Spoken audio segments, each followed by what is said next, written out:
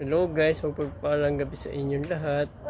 So nandito po ako ngayon sa aming rooftop. Natuwa lang akong i-video to dahil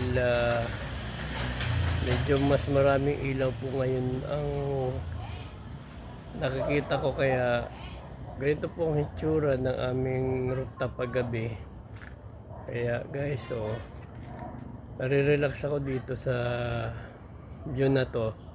Lalo na pag may iniisip ako na plano na gagawin ko para sa kinabukasan.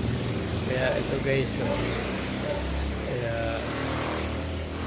perfect talaga itong tambayan ko, lalo na paggabi.